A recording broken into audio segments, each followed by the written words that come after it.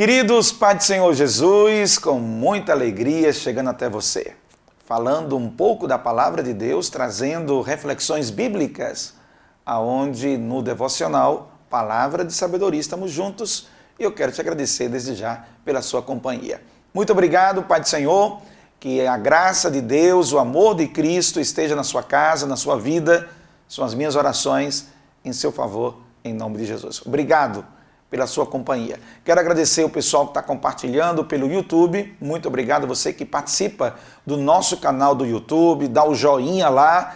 Olha, a sua interação ela é muito positiva para o canal de comunicação em que estamos trazendo a palavra de Deus para você, tá bom? Então, você pode curtir a qualidade da imagem no YouTube, na página da AD Mossoró, a oficial, onde você consegue acompanhar todos os vídeos. Lá ficam arquivados todo o material que está sendo publicado e que está chegando até você. Muito obrigado o pessoal que já está inscrito no canal do YouTube da Assembleia de Deus na cidade de Mossoró. E em especial acompanhando aqui a programação com Palavra de Sabedoria, o seu devocional diário. Obrigado também aos queridos que estão pelo Instagram. Deus abençoe vocês. Quem já mandou seus aviãozinhos aí, interagindo, Deus abençoe. Pessoal que está no Facebook, pelo nosso canal da AD Mossoró, Deus te abençoe também. Sem esquecer, aqueles que acompanham pelo site da igreja, admossoró.com.br, Rádio Libertadora. Alô, querida Rádio Libertadora, 96.3, que alegria estar com vocês, viu? Muita gente, olha... Eu tive recentemente no centro da cidade e fiquei muito feliz em ouvir o testemunho de algumas pessoas que nos encontravam e diziam, olha, eu reconheci você pela voz. Na hora que você falou aqui, eu disse, é o pastor Wendel que está falando, olha, eu assisto o seu programa, sempre acompanhando pela Rádio Libertadora. Obrigado, pessoal, que acompanha a gente pela Rádio Libertadora. Deus te abençoe. É um prazer estar na companhia do seu carro, da sua casa, da sua família. Tá bem? TV Assembleia de Deus, canal 8, canal 23.3 e canal 38 pelo sistema TCM. Muito obrigado também àqueles que nos assistem. Tá? Vamos lá? Vamos na nossa sequência de reflexões. Eu espero que você esteja sendo edificado com tudo aquilo que vem sendo conversado acerca da série que nós abrimos nos últimos dias, falando sobre por que sofremos. Várias reflexões em vários aspectos desta temática tão ampla e que mexe tanto com a gente, tem tudo a ver com o nosso dia a dia, tem tudo a ver com a nossa vida, tá bom? Hoje eu vou falar sobre uma coisa bem interessante, viu? Queria muito que você puder compartilhar aí com teus amigos, porque chama o pessoal para acompanhar. Porque, gente... Vamos falar que existem barreiras para Deus. Olha que coisa! Como é que pode uma coisa dessa? Você vai entender o que é que eu estou querendo dizer, tá bom? É bom você ouvir, é bom você acompanhar a conversa para você saber do que é que nós estamos falando, do que se trata isso. Aí eu vou te dizer que barreiras acabam se posicionando contra Deus e que fazem com que a operação, o agir de Deus, ele não se concretize na tua vida. Por que é que algumas coisas acabam não se concretizando na tua vida? Você já fez aquela pergunta, por que que Deus não resolve logo tudo? Por que que Deus não chega e pega todos os homens maus, os repreende, simplesmente dá um chega para lá neles e coloca toda a humanidade dentro de um aspecto saudável, equilibrado? Por que que Deus não chega e resolve todo o problema da fome no mundo e todo mundo vai ter o que comer? Por que que Deus simplesmente não vem e resolve os problemas de enfermidades de uma hora para outra e todo mundo fica são? E todo mundo fica curado? Por quê? Então, de repente, alguns sofrimentos que estamos enfrentando, você pode pensar assim, por que que Deus não age e não interfere nessa minha realidade? O que é que acontece? O que está dentro desse panorama? O que está dentro desse cenário? O que constitui essa ação impeditiva que Deus acaba não agindo? Por que que Deus não age? Já se perguntou isso? Eu não sei se você já se perguntou, mas eu vou te responder no programa de hoje E eu quero que você acompanhe com a gente, porque talvez você esteja em uma situação desfavorável e possa se perguntar: por que é que Deus simplesmente não vem no meu socorro e resolve logo isso? Por que Deus não atua imediatamente na minha realidade e transforma ela? Por que Deus não faz isso?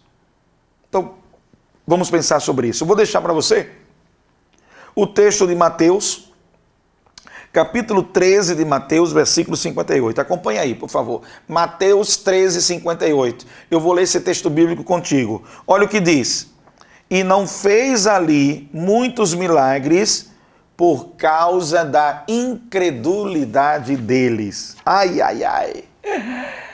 Jesus passou por uma cidade e acabou não fazendo muitos milagres por causa da incredulidade daquelas pessoas. Gente, nós já tivemos tantas demonstrações externas, visíveis, do poder da operação de Deus, da ação interventora e milagrosa de Deus na nossa humanidade. Deus já fez tantas coisas extraordinárias nessa humanidade, na nossa vida, no nosso dia a dia, nas gerações anteriores. Muitas gerações anteriores experimentaram demonstração de poder de Deus, de cura, de salvação, de transformações, de tantas coisas. E de repente, você ainda continua tendo uma geração incrédula. Quem mais experimentou milagres do que a nação de Israel? Você já viu? Quem mais não experimentou milagres do que a nação de Israel? O povo de Israel, eles tiveram insistentemente da parte de Deus várias ações que mostravam como ele, Deus poderoso, agia em favor daquele povo. E mesmo assim, apesar de Deus ter fornecido sinais em abundância, como diria o Philip Yancey, ele diz assim: Deus forneceu sinais em abundância aos israelitas e a fé deles simplesmente se tornou preguiçosa. Apesar de todas as revelações de poder de Deus, alguns seguem um caminho de uma fé preguiçosa.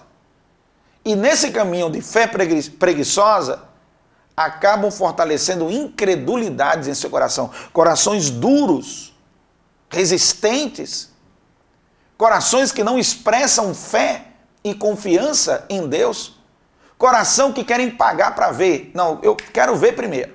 Se eu ver, aí eu vou pensar, aí eu vou analisar. Há muitas dúvidas sendo semeadas sistematicamente, principalmente numa correlação de vivência nossa hoje, comparando com o povo de Israel. O povo de Israel experimentou muitos milagres e mesmo assim tinha uma fé preguiçosa.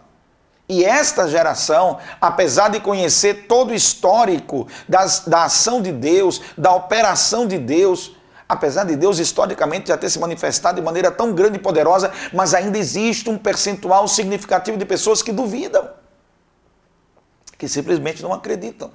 Não acreditam em Deus, ou não acreditam no agir de Deus, ou não acreditam que Deus interfere ou participa de algumas coisas das suas particularidades.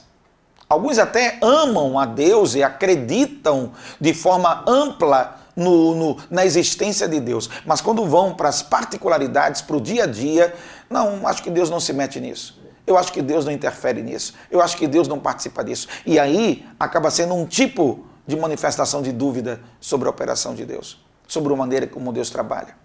Existem barreiras que são geradas por nós mesmos, dentro de nós mesmos, em relação ao próprio Deus. E Deus, quando olha e não vê a fé que é para existir no coração daquela pessoa, aquilo desagrada ao Senhor. Hebreus capítulo 11 fala sobre isso, porque sem fé é impossível agradar a Deus.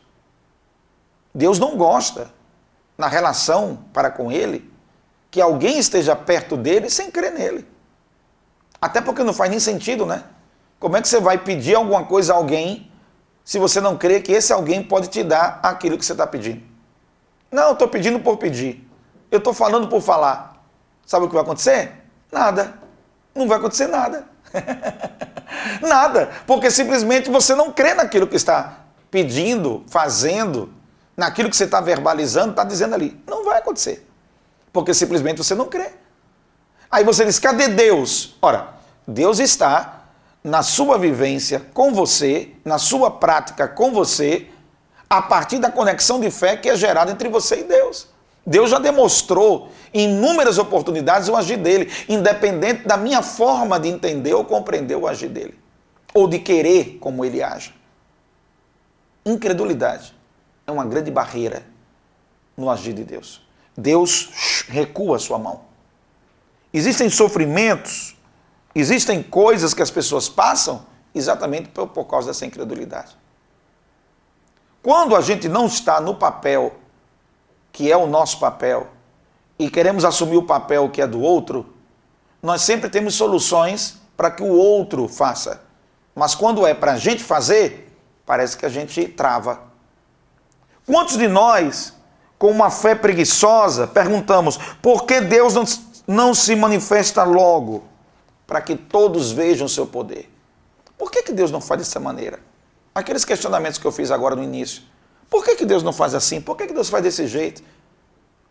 E me lembra aqui, inclusive citado no livro da Késia, me lembra a história do filme do ator Jim Carrey, quando ele tem um filme, uma comédia que ele fez chamada Todo-Poderoso, aonde o Jim Carrey fazia um papel de um jornalista e que estava ali passando por vários problemas e conflitos, e começou a questionar Deus, por que Deus não fazia assim, não fazia dessa maneira, e Deus na comédia, naquela história, naquele filme, aparece para ele, e simplesmente diz, pronto, eu vou tirar uns dias de folga, e você recebe todo o poder e toda a autoridade que eu tenho, e resolva as coisas do jeito que você acha que tem que resolver.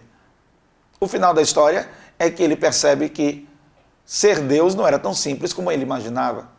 E tudo aquilo que ele achava que Deus deveria fazer, ele mesmo experimentou que não era bem assim, porque havia uma complexidade muito maior de ações e suas reações.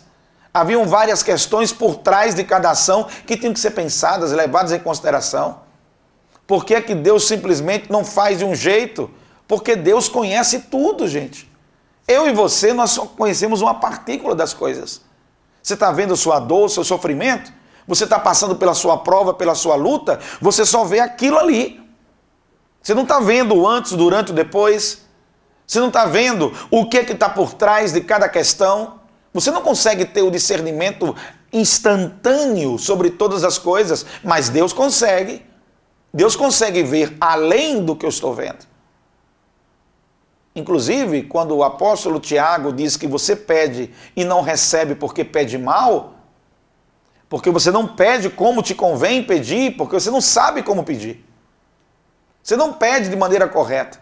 Muitas vezes você pede simplesmente querendo usar Deus como amuleto para atender uma emergência sua. Mas você não está interessado em saber o que é que Deus realmente quer tratar com você naquele momento.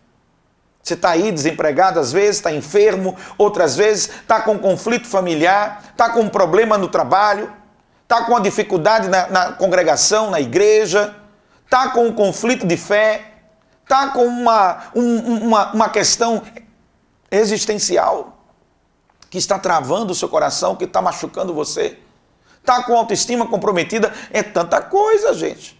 É tanta coisa que você está ali, que não está bem, que não está legal, e que naquele momento você só consegue ver a sua dor, o seu sofrimento, o seu problema, e não consegue ver o que é que gerou isso, de onde vem isso, qual é o aprendizado, qual é a lição, o que é que deve ser tratado em meu coração, o que é que Deus quer dialogar comigo naquela circunstância. Eu simplesmente vejo de forma imediata. E aí eu não consigo perceber o todo, mas Deus consegue perceber o todo. Por isso que a soberania está na mão dele. Porque Deus consegue ver todas as coisas, Deus sabe de todas as coisas, e assim sendo, eu não posso querer teimar com Deus, eu não posso querer tomar de Deus a soberania dele, para poder dizer que não, eu agora tomo conta da minha vida, e eu faço apenas o que me der desejo de fazer. E se você seguir por esse caminho, de atender aos seus impulsos, de atender à concupiscência, de você pedir de maneira mesquinha, pedir para atender simplesmente desejos seus, se você seguir nessa linha, Você vai perder os propósitos de Deus e nisso você sofre. Toda vez que você está fora do propósito de Deus, o sofrimento ele se torna mais duro, mais difícil, porque ele não consegue produzir o discernimento que você era para ter. Quando você está debaixo do propósito de Deus, você passa pela luta, passa pela prova, passa pelo sofrimento, passa. Claro que passa. Mas você está extraindo algo de proveitoso daquilo, porque você compreende os propósitos de Deus. E quando tudo não está claro, porque tem momento, não é toda a vida que tudo está claro, não é toda a vida que Deus te mostra todos os passos, mas a sua confiança em Deus te mantém firme, sabendo que Deus tem propósito na sua vida e que você está debaixo do propósito dele. Então você confia no Senhor e enfrenta, mesmo sem entender às vezes. Quando Deus revela, glória a Deus. Por que que Deus não faz de determinada maneira? Porque Ele sabe a maneira certa de fazer e eu tenho uma limitação na compreensão de muitas coisas. Por que que Deus não age em todas as circunstâncias? Por que que Deus não age em todas as circunstâncias? Por que Deus não age em todos os momentos? Por que Deus não pega fulano de tal, cura ele e tira ele daquela cama? Porque Deus sabe tudo que está envolvido naquela questão e sabe como tratar cada coisa. Enquanto você olha para o tempo, apenas para aquele tempo da existência pontual, Deus está olhando para o tempo na eternidade. Ele está vendo o todo, coisas que eu não consigo entender nem perceber. Sabe o que gera sofrimento? É quando a gente se torna incrédulo e não acredita nesse poder de Deus. E não acredita nessa soberania de Deus. Então Deus decide não fazer. Deus decide não agir. Curar ou não curar alguém, é citado aqui o testemunho de uma cruzada, de um culto que foi feito para Jesus curar um paralítico, e de repente todo mundo orou, todo mundo se jejuou, se consagrou, chegou lá, mandou o paralítico andar e ele não andou. E isso gerou um sentimento ruim no coração do pastor que estava orando, porque estava dizendo, Deus, me diga por que tu não curou? E a resposta é simples. É porque Deus cura conforme a soberania dele. A fé é necessária para te conectar a Deus. Você não se conecta com Deus sem fé. A fé é necessária para agradar a Deus. E Ele, na sua soberania, decide o que curar, o que não curar. Por que curar, por que não curar. Não é simplesmente, pastor, eu orei, eu tive fé e eu fui curado. Sim, você teve fé, você se conectou ao Criador, a Deus Todo-Poderoso, porque é necessário que isso aconteça, senão você não recebe dádivas de Deus. Deus não dá dádivas para incrédulos, Deus só dá dádivas para quem crê. Deus não presenteia incrédulos, Deus presenteia aquele que crê. Então sim, você tem que crer, mas não simplesmente porque você creu, Ele vai agir. Ele vai agir pela soberania dele, pela vontade dele. E é Ele mesmo que disse isso. É Ele mesmo que estabeleceu esse tipo de parâmetro de relação. O que causa barreira na ação de Deus e produz sofrimento em nossa existência? Incredulidade. A incredulidade trava. Se você quer se conectar com a providência de Deus na sua vida, você precisa crer. É um ato básico. É um ato fundamental. É a partir dele que todas as outras coisas vão construídas. Amém? A incredulidade é um impeditivo. Você precisa acreditar no poder de Deus, precisa acreditar na soberania dele, precisa acreditar em quem Deus é. Ora, se você crê no poder de Deus, se você acredita no poder do Senhor, na soberania dele, na forma dele agir e tratar cada situação, se você crer nisso, você vai experimentar a ação de Deus. Através da sua fé, você vai não simplesmente ter um sentimento. Fé não é sentimento. Fé é entendimento. Fé igual a entendimento. Quando você tem fé, você entende. É uma construção. Não é algo que simplesmente você nasce e tem. Não. É algo que você recebe da parte de Deus. A centelha da fé, a semente da fé, ela é disponibilizada primeiro por Deus. E a partir disto, você exercita, desenvolve a sua fé por meio da compreensão da fundamentação de quem Deus é. É a partir de quem Deus é que Ele faz e que Ele age e que Ele opera. Glória ao nome do Senhor. É a partir disso. A incredulidade é exatamente o oposto da fé. A incredulidade, ela é um impeditivo porque ela está no caminho contrário à fé. Aquilo que você não crê não se concretiza, porque a fé é o caminho, é a estrada pelo qual circulam as boas dádivas de Deus, as bênçãos do Senhor, a providência e a ação dele, elas fluem por meio da fé. É assim que as coisas funcionam, é assim que as coisas acontecem. Deus, em diversos momentos da humanidade, dá sinais do seu poder para gerar fé no coração dos incrédulos, para que aqueles que não creiam, a partir de quem crê, porque sempre num cenário que você vê pessoas que não acreditam, tem aquelas que acreditam. Sempre no contexto de pessoas que não têm fé no coração, tem gente que tem. Então Deus se conecta nesse cenário, nesse local, Deus se conecta, materializando sua vontade, materializando sua ação, trazendo a evidência prática do seu poder, de sua soberania, de sua ação, conforme Ele quer fazer. E na hora que Ele faz, para que os incrédulos também vejam, Ele faz atendendo aos crentes, atendendo àquele que crê. Os crentes aqui são aqueles que manifestam a fé genuína, verdadeira em Deus e creem. Ele atende aquele que crê por meio de sua soberana vontade. E ao atender aquele que crê, ele produz um vetor para impactar aquele que não crê ainda, para que vendo, creiam. Você lembra que em Marcos capítulo 16 diz que os sinais seguem aos que creem. O sinal acompanha aquele que crê.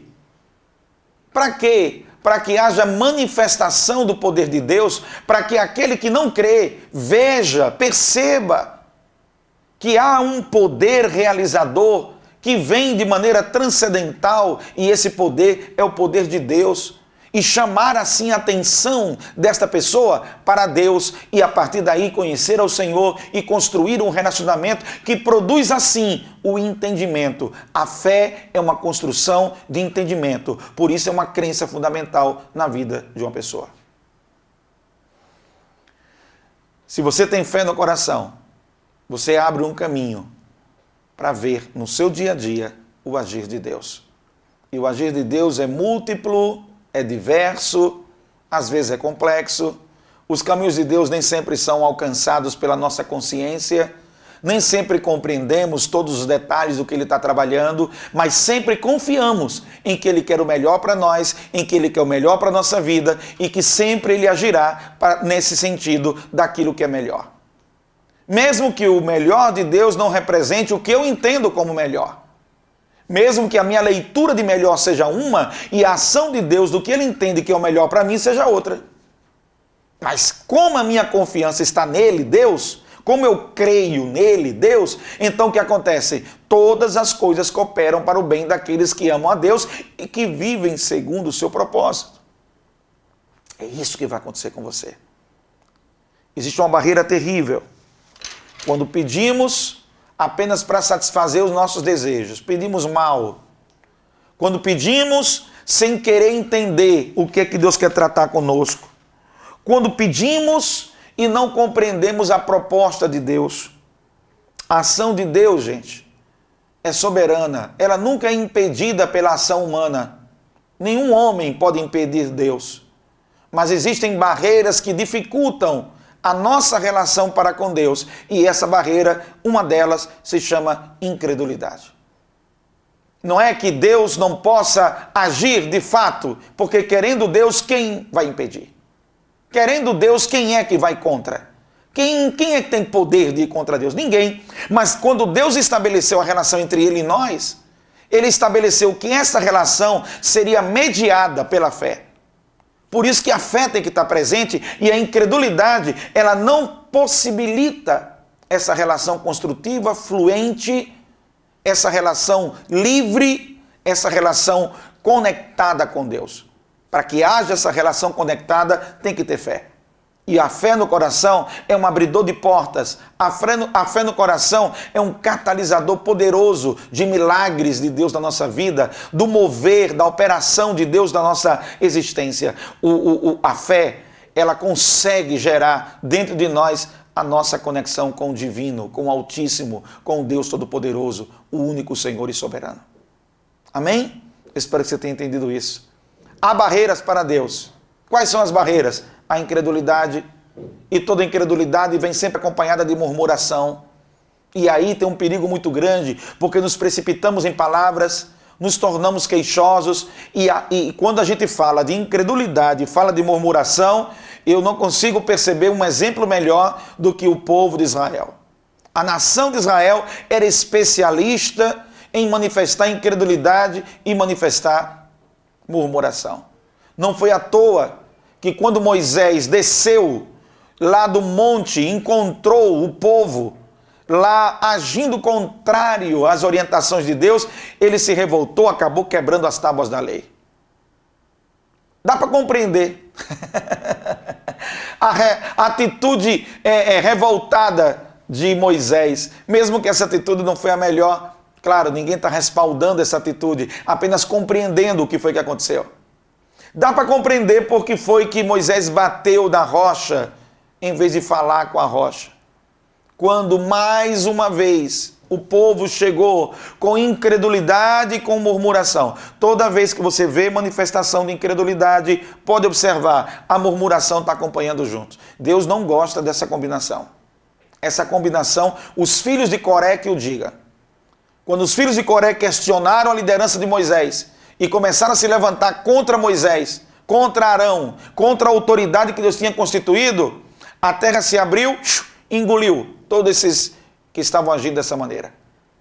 E ainda hoje é assim, as verdades permanecem, as verdades só permanecem. Às vezes você não tem uma abertura literal da terra abrindo e engolindo, no sentido literal, como aconteceu lá no deserto com Moisés e o povo de Israel. Mas às vezes você tem isso em outros aspectos. Na hora que nós agimos de maneira inconsequente, movida pela incredulidade e pela murmuração, não movido por um sentimento equilibrado e correto, mas sim por algo manipulador, algo que tem outros interesses por trás e não a justiça e não a transparência e a verdade. Ainda hoje, muitos sofrem porque não compreenderam isso. Se deixam levar pela incredulidade, se deixam levar pela murmuração. A fofoca, o mexerico, o disse-me-disse, o leve-trás, o semeador de contenda. Isso aí, meu irmão, isso aí torna o seu sofrimento gerado pelas palavras que você mesmo está semeando. Você chega na casa de uma pessoa, fala mal da outra, sai daquela casa, vai para outra, aí daqui a pouco você não tem amigos. Daqui a pouco você não tem o respeito das pessoas. Daqui a pouco você está isolado. E você pergunta, o que foi que houve? Olha o que você construiu ao longo desse tempo. Você se tornou conhecido como alguém que desagrega, alguém que agride, alguém que sempre fala mal do outro, alguém venenoso. Aí o sofrimento que você está vivendo é um sofrimento causado por isso. Você pecou, agiu errado, com ira, com contenda, com dissensão. Você agiu de maneira equivocada e de repente sofre a consequência disso. É um sofrimento causado pela ação sua de desobedecer os mandamentos do Senhor. É um sofrimento causado por incredulidade, não confiou em Deus, não confiou na palavra, não confiou no que diz o Senhor. E aí a murmuração toma de conta. Começa a questionar tudo e todos, começa a questionar Deus, começa a questionar o pastor, começa a questionar o líder do conjunto, começa a questionar o obreiro, começa a questionar pai, mãe, começa a questionar tudo, tudo fica questionado. E nesses questionamentos não se produz a verdade, se produz simplesmente a murmuração. E aí isso vai estar alinhado com a incredulidade e daqui a pouco você está sofrendo de novo. Aí passa provas e privações e se pergunta por quê? Porque você agiu de maneira errada. As consequências de suas ações, entendeu? Gente, nós temos que entender uma coisa, embora Deus tenha poder para fazer tudo, Deus tem poder para fazer tudo o que quer. Mas até a salvação, que é o maior presente que Deus nos deu e que Ele mesmo já proveu, Ele não impôs a salvação, Ele ofertou a salvação. Até a salvação, Deus não impôs, Ele ofertou a salvação. Então você tem que compreender isso. Deus tem suas maneiras de agir, pode não estar dando a resposta que você quer agora, pode não estar dando a saída que você quer agora, mas não se deixe dominar pela incredulidade nem pela murmuração, porque esses caminhos são tortuosos e a murmuração, ela é destruidora. Toda murmuração tem consequência, toda murmuração tem consequência. Não se engane. A palavra de Deus diz que quando o povo de Israel agiu com incredulidade e murmuração, Números capítulo 14, você vai ver, ele foi sentenciado a passar 40 anos no deserto. Eu não sei se parte do sofrimento que você está passando é fruto das murmurações que você transformou sua vida. Se é isso, se arrependa em nome de Jesus. Comece a mudar a sua direção. Se arrependa em nome de Jesus e comece a mudar a direção. Não murmurar é uma disciplina que você vai ter que aprender. Vou repetir. A murmuração, ela é algo que tem que ser combatido dentro de nós. Você que gosta de falar mal dos outros, você que gosta de falar mal das pessoas, você tem que combater isso dentro de você. Não se deixe dominar por isso. Murmurar, você que gosta de reclamar de tudo, reclama da água se está gelada, reclama da água se está quente. Você que reclama que se tem luz de mais, luz de menos, se tem som de mais, som de menos, sal de mais, sal de menos. Você que está o tempo todo, sabe, com essa pegada de reclamação e de murmuração. Não é esse o caminho. Isso produz sofrimento, isso produz dor, isso te traz mal, mazelas para a tua vida.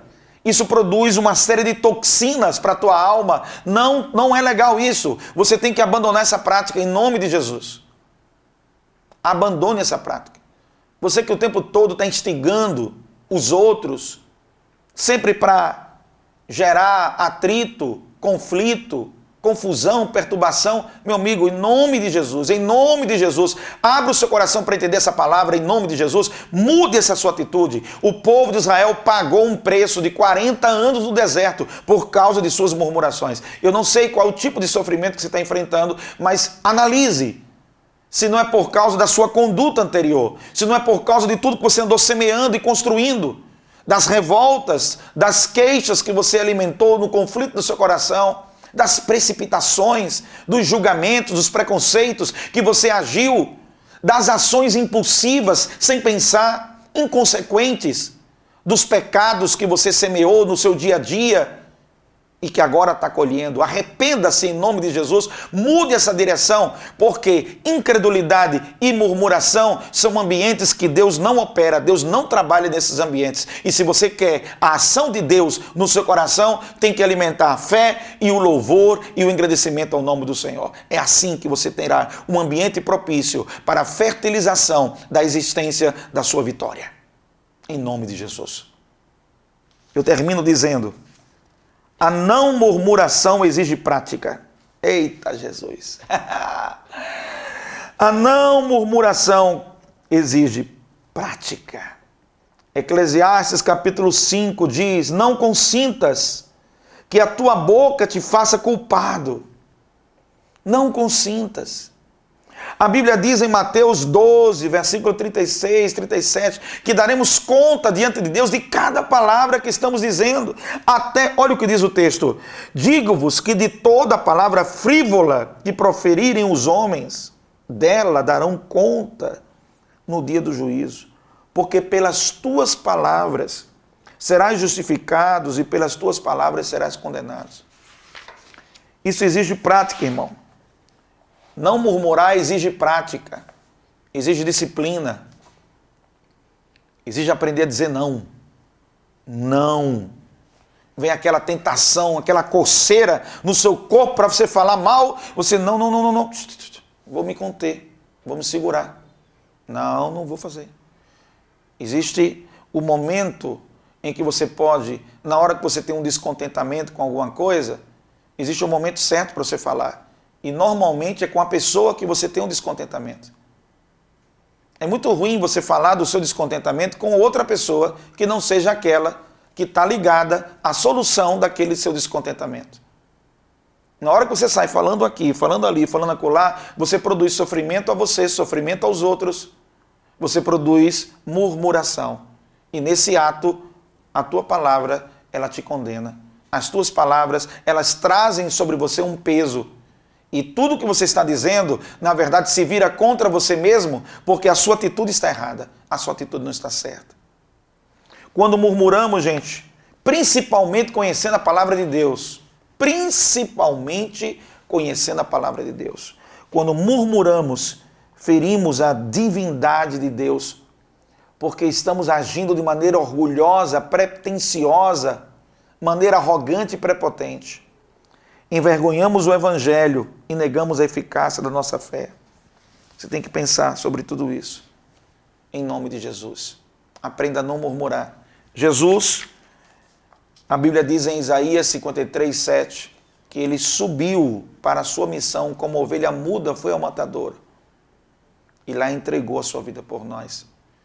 Existe uma excelência em colocar um controle, um equilíbrio, uma ponderação, um discernimento, uma sabedoria naquilo que você está falando. Não se deixe dominar pela murmuração. Não seja um murmurador. Se aquilo que você vai falar não produz edificação, é melhor ficar calado. Tenha a sabedoria de Deus na sua vida, em nome de Jesus. Seja prudente, seja cauteloso, em nome do Senhor Jesus. Edifique a si, a sua casa, aos seus amigos, a sua igreja, ao seu trabalho. Seja motivo de glorificação ao nome do Senhor. E não motivo de alguém olhar para você e dizer: onde está Deus na atitude dessa pessoa? Que Deus te abençoe. Espero ter te ajudado. Espero que todos nós possamos estar refletindo juntos. Essa palavra é para todos nós, para mim, para você, é para todos nós. Todos nós estamos sendo edificados por essa palavra.